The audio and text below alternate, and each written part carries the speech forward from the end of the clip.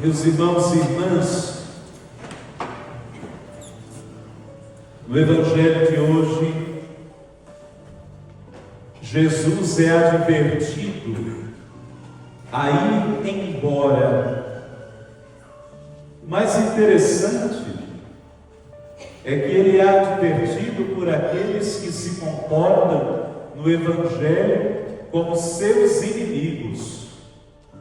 Talvez o que está por trás da intenção aparentemente boa seja teste para a coragem de Jesus. Alguns fariseus aproximaram-se e disseram a Jesus: tu deves ir embora daqui, Herodes quer te matar. Ora, mas os que queriam matar a Jesus, os que estavam planejando a sua morte, os que estavam encontrando a melhor ocasião, os que em todo o tempo estavam ali no encalço de Jesus. É comum essa expressão aqui em Curitiba, encalço. É familiar a vocês? Encalço, está no calçado, está no pé, encalço. Às vezes tem algumas expressões que são da minha terra, de Santa Catarina, às vezes eu penso que é comum a vocês, talvez não seja. Encalço, está no calço de Jesus, estava todo o tempo ali, esperando o melhor momento de pegar ele com uma palavra, com uma atitude para incriminá-lo. É isso que significa estar no encalço. E no entanto são eles mesmos, se queriam matar Jesus, que sugerem: olha, vai-te embora daqui. Antes, porque Herodes quer te matar. Bom, no contexto geral do Evangelho, essa informação ela pode ser falsa, inclusive. Porque em outras passagens do Evangelho, Herodes queria ver Jesus. E o Herodes que queria matar Jesus quando ele havia nascido, já não era o mesmo Herodes que agora estava no poder, no governo da Judeia. Então nós temos que tomar muito cuidado com os inimigos, viu? Muitas vezes eles vão aparentar ser bons, mas no fundo são eles que querem nos matar. Porque o Evangelho não dá nenhum indício deste Herodes atual, da idade adulta, da vida adulta de Jesus, do ministério de Jesus. Não dá nenhum indício de que Herodes queria matá-lo, mas que Herodes queria conhecê-lo. E vai conhecer Jesus quando Pilatos envia Jesus até Herodes para que Herodes julgue o caso. Depois Herodes o veste de manto púrpura e o devolve a Pilatos.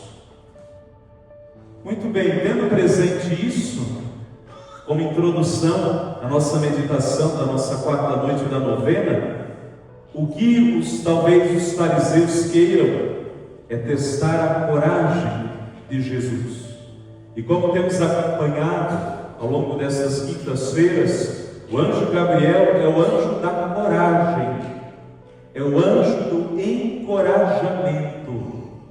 O seu nome significa força de Deus. Força de Deus. E a coragem, ela está associada diretamente à força. E aqui nós vemos no Evangelho que Jesus não teme a Herodes. E aliás, manda um recado: e de dizer a essa raposa que eu expulso demônios, faço curas hoje e amanhã, e que vou continuar o meu trabalho, e não há nada que possa impedir o meu caminhar e a minha missão. Jesus está indo para Jerusalém, capítulo 13 do Evangelho segundo Lucas. Se vocês lerem do capítulo 9 ao capítulo 19 do Evangelho segundo Lucas, vocês vão perceber que se trata de uma viagem que Jesus faz de Nazaré a Jerusalém. Uma viagem com diversas interrupções, saindo do norte de Nazaré, atravessando a Samaria para chegar a Jerusalém. E Jesus sabia o que o aguardava em Jerusalém: a morte, que Jesus hoje no Evangelho apresenta como o destino dos profetas, a sorte e o destino dos profetas. Todo profeta, não convém que um profeta morra fora de Jerusalém. E é o que vai acontecer com Jesus. O profeta, aquele que fala em nome de Deus, aquele que não teme as consequências do seu anúncio, aquele que se torna mensageiro de Deus, e portanto também um profeta, ele desempenha a mesma função de um anjo. Ele fala em nome de Deus. A mensagem não é sua, ele é apenas o encarregado de transmitir a mensagem. Mas ao mesmo tempo, o profeta é aquele que, por causa da mensagem que não é sua, corre diversos riscos. Por isso Jesus também é um profeta. E ao mesmo tempo é a palavra que cumpre a profecia. E deste modo, então, a partir do Evangelho do dia, nós entramos na nossa meditação sobre o arcanjo Gabriel. E hoje encerramos esta parte do Antigo Testamento, em que pela primeira vez o anjo Gabriel aparece a Daniel. Eu havia pedido a lição de casa, lerem o capítulo 8 e 9. Nós meditamos no capítulo 10 na última quinta-feira. Hoje o 8 e o 9. Tenho certeza de que todos vocês ficaram muito confusos, os que leram. Pois o capítulo 8 e 9 tratam, capítulo 8, de uma visão de Daniel. São diversas visões que o profeta vai tendo, naquela linguagem que eu já lhes expliquei, a linguagem apocalíptica, a linguagem da revelação. Por isso as visões carregam símbolos, sinais, imagens, que se a gente tentar projetar, elas são imagens horríveis, horrorosas, difíceis de imaginar do ponto de vista humano, mas carregadas de muito sentido e de muito significado. Não vou descrever a visão nem a imagem, mas apenas o papel de Gabriel na vida de Daniel.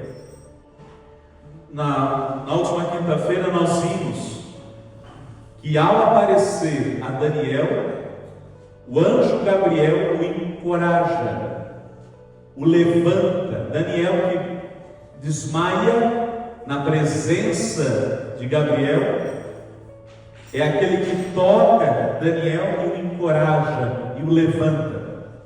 Nos capítulos 8 e 9, no capítulo 8, Daniel tem uma visão, a visão do carneiro e do bode, e não compreende o sentido dessa visão. Então Gabriel lhe aparece para explicar a visão. Daniel capítulo 8, versículo 15. Ora, enquanto eu contemplava essa visão e procurava o significado, vi de pé diante de mim um ser em forma humana, e ouvi uma voz humana vindo do meio do rio Ulai. Gabriel, gritava, explica-lhe a visão. Aqui é difícil de saber se trata de outro anjo que pede a Gabriel que explique a visão a Daniel ou de um personagem humano mesmo. Versículo 17. Dirigiu-se então em direção ao lugar onde eu me achava. À sua aproximação, fiquei apavorado e caí com a face em terra. Novamente, Daniel desmaia. Daniel fica com medo. Filho do homem, disse-me ele, o anjo Gabriel. E é muito interessante essa expressão filho do homem.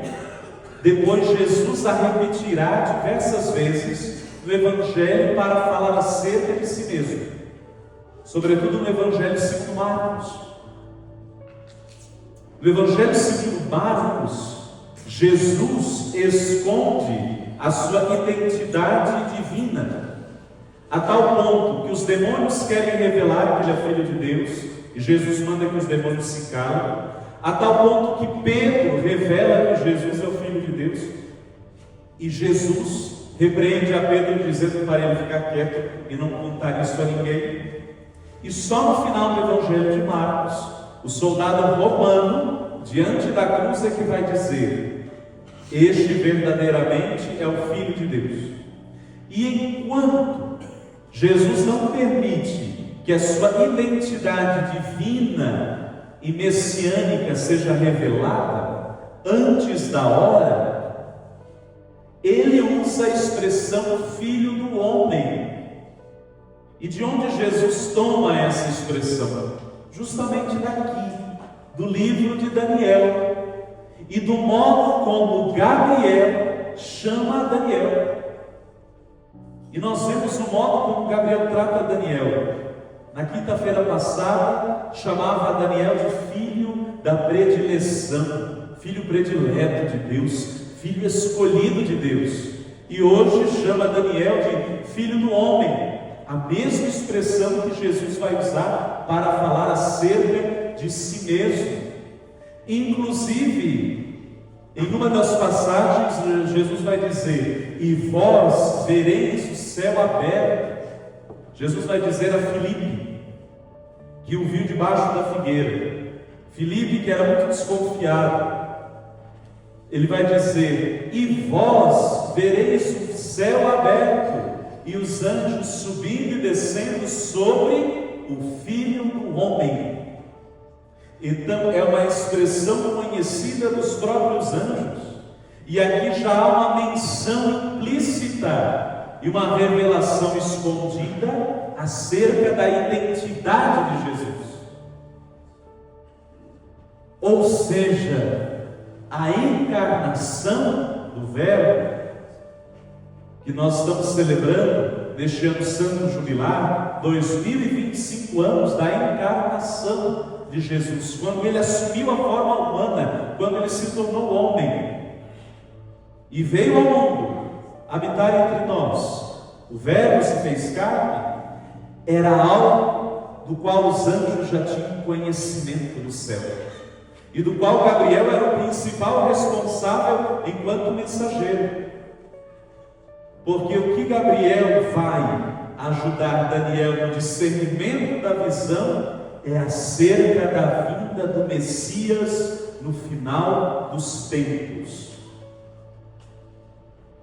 Por isso, o modo como Gabriel trata Daniel, de alguma forma, já é um anúncio, já é uma antecipação, uma revelação do modo como o Pai trata Jesus. Lá no batismo de Jesus, quando Jesus está sendo batizado por João Batista, o céu se abre, o Espírito Santo desce sobre Jesus, e se ouve uma voz do céu que diz: este é o meu filho amado, este é o eleito. Algo que é semelhante a dizer: ele é o meu preferido, ele é o meu predileto. Assim como Daniel disse, como Gabriel disse para Daniel: você é o filho da predileção. Daniel, portanto, se torna aqui quase como que uma prefiguração do próprio Messias, a partir do modo como Gabriel o trata. E agora a expressão filho do homem. Filho do homem é uma expressão forte.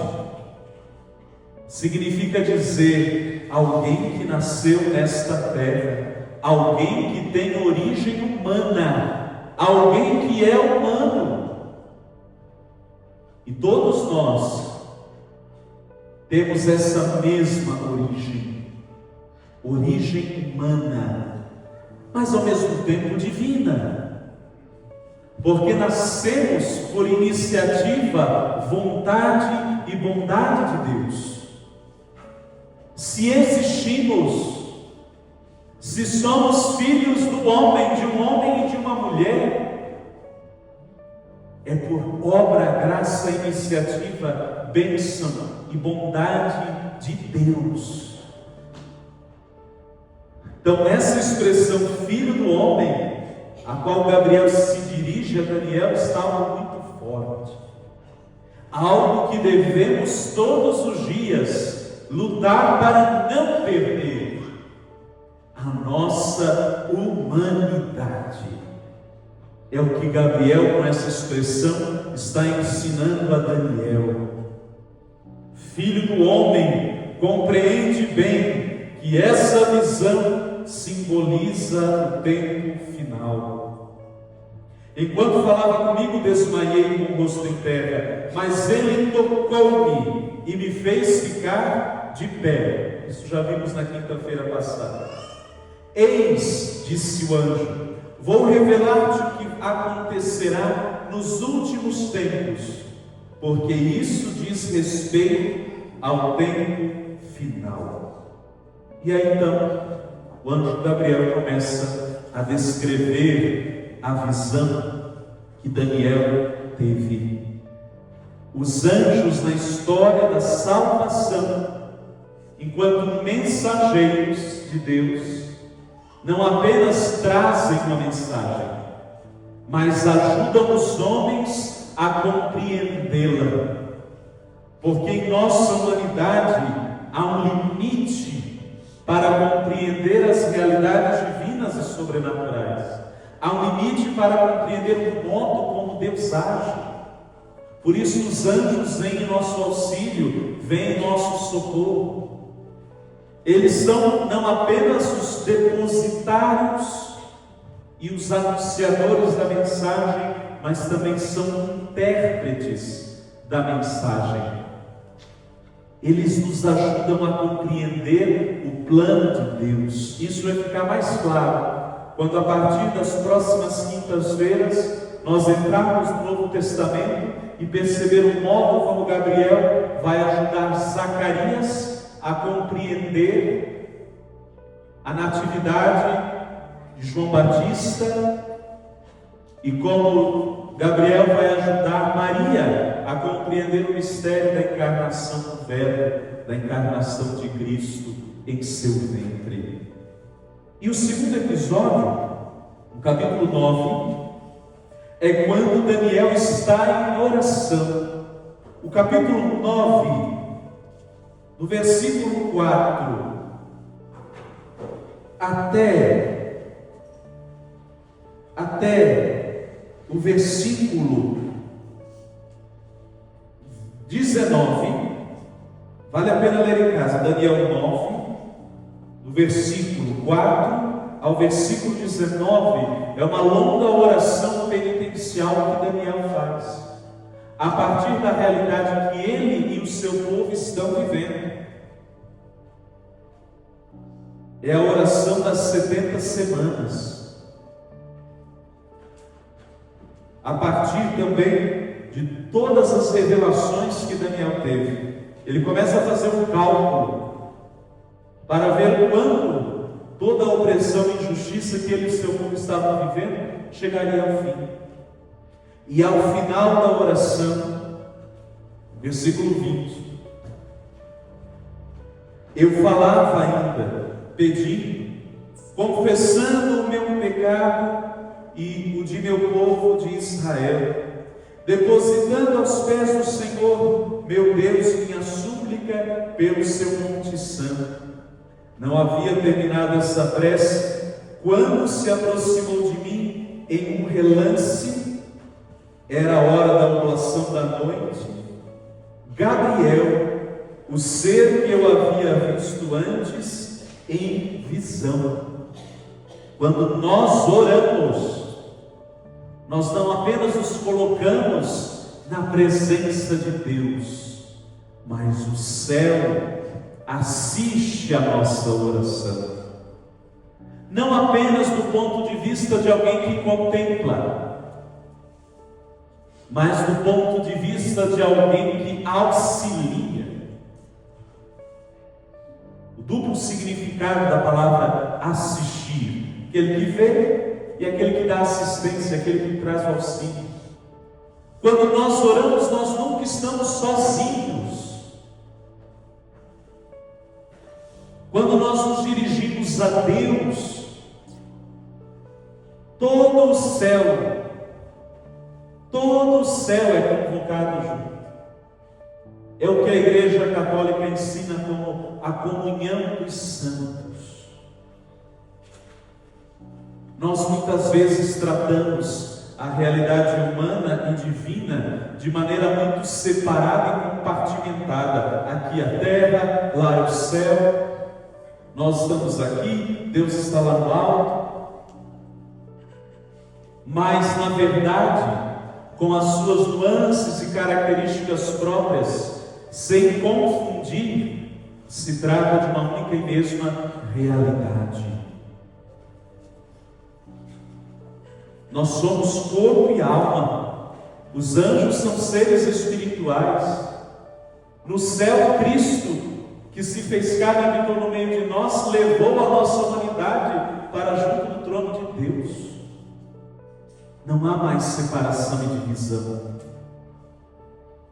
Por isso que quando nós oramos, nós nos colocamos na presença de Deus e de todos aqueles que o assistem, que o acompanham, que nos assistem e nos acompanham em nossa oração.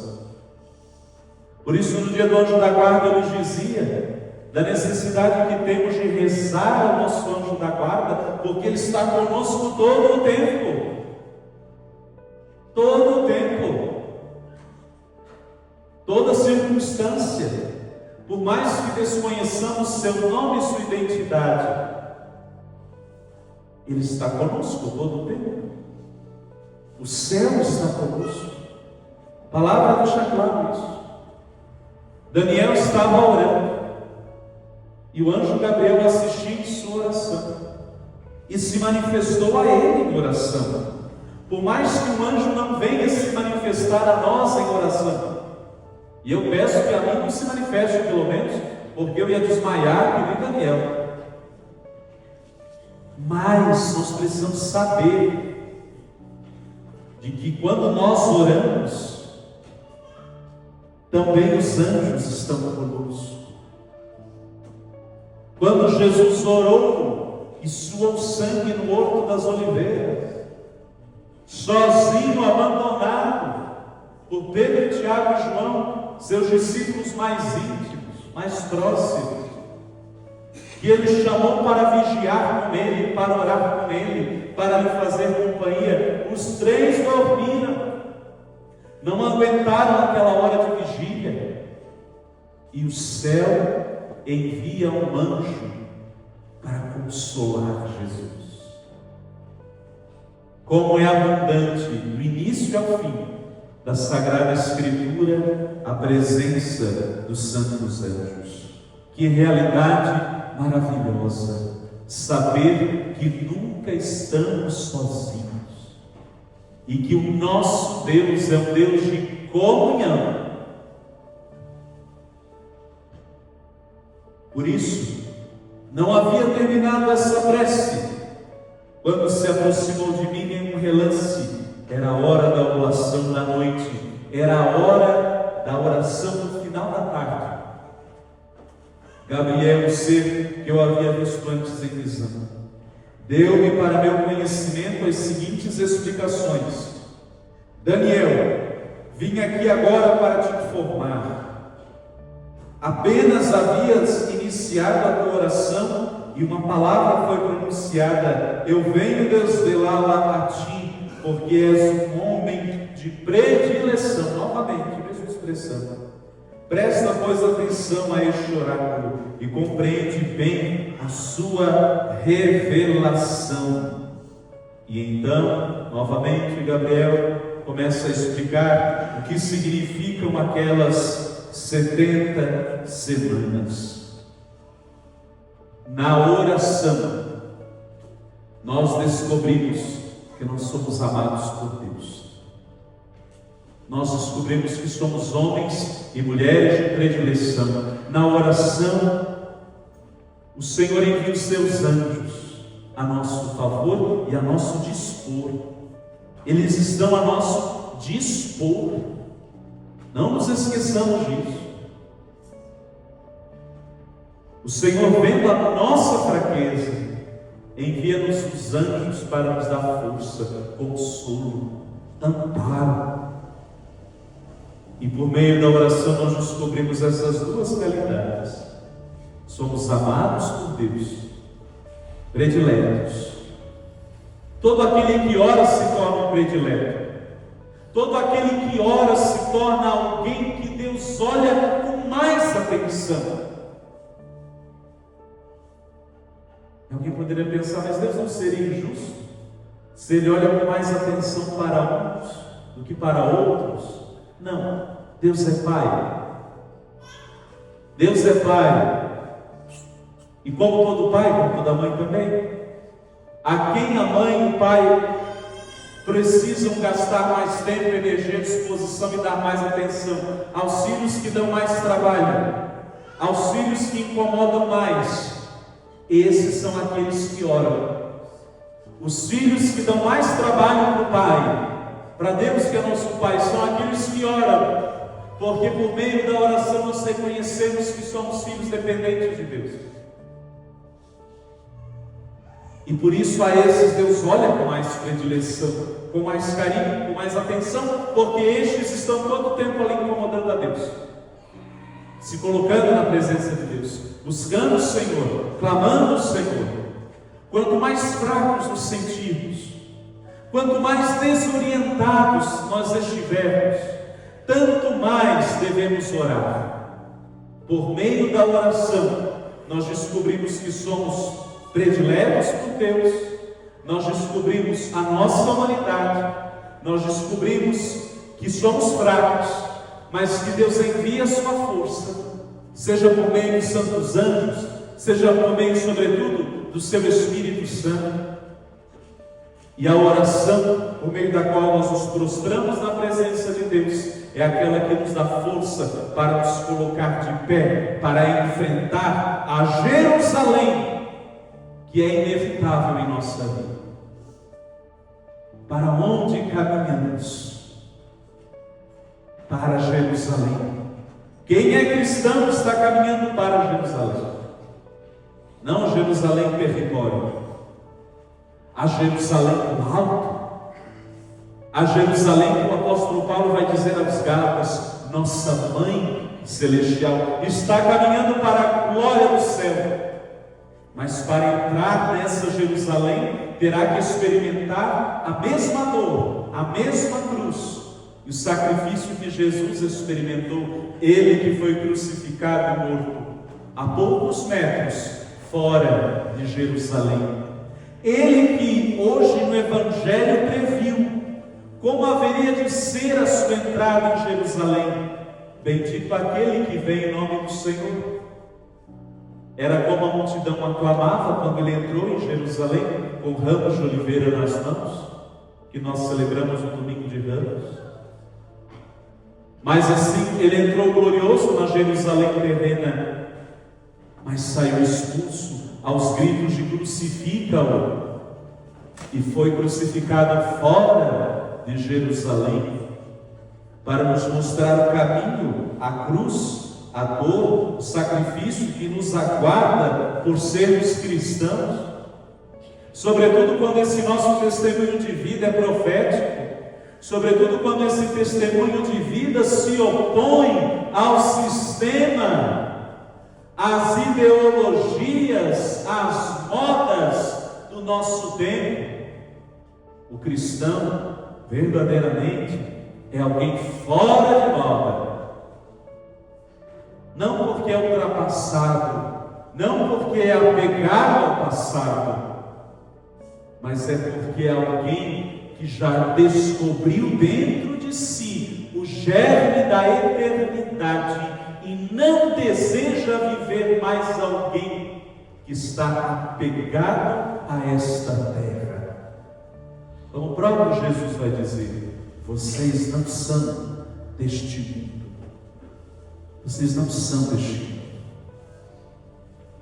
Por isso, meus irmãos e irmãs, na companhia dos anjos, nós vamos caminhando para esta Jerusalém que nos aguarda, enfrentando todos os nossos medos, nos arriscando por causa de Jesus, não temendo o destino, a sorte e a morte dos profetas, porque há uma Jerusalém que nos aguarda, há um Deus que nos aguarda. E vejam que lindo, aquele Cristo que foi aclamado em Jerusalém como hosanas, como benditos, é o mesmo que, ao abrir o reino dos céus para nós, é o mesmo que no julgamento final vai dizer: vinde, benditos do meu Pai, para o reino que eu vos tenho preparado desde sempre.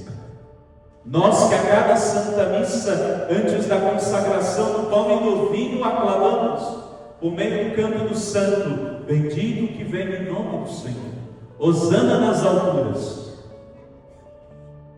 É o dia haveremos de ser aclamados pelo próprio Senhor, que disse: benditos aqueles que são do meu Pai. Bendito é você quando abraça a cruz com amor, abraça o seguimento de Jesus, ainda que com dor. Bendito, porque também nós estamos aqui nesta terra, vivendo, lutando, sofrendo, chorando, em nome do Senhor. Que assim seja. Amém.